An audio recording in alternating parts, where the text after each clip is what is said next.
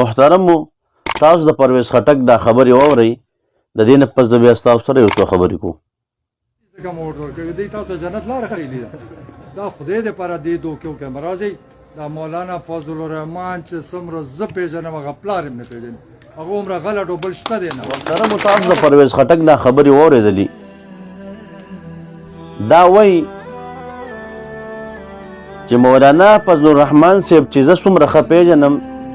دغه عمره د ده پلار هم دا نه پېژني او د ده عمر چې کوم دی غل بل څوک نشته دی. ده چې کوم خبرې وکړي نو دا سراسر په مولانا صاحب باندې د الزام ولګو لکه د ده په شان دی یو ډم انسان چې دغه ګډېږي دغه شرابونه څکي نو د داسې کس نه به موږ د ښې خبرې چې کوم دی څه تمه وکړو چې دا بیا راځي په مولانا صاحب باندې الزامونه لګوي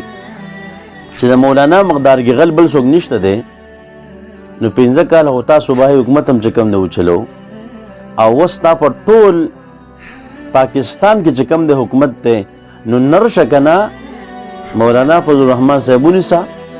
جیل ته واچوه یو کیس پې ثابت کا د خولي خبرې تشې نه دي چې مولانا فضل الرحمن صاحب غل دی او دا دی او دا دی نه ثابت به کا انشاءالله د زهر ګلاس به اوس کې ځان به لوټه اوبو کې چې کوم دی ډوب کې غوپې به کې ووایې خو انشاءالله په مولانا صاحب باندې به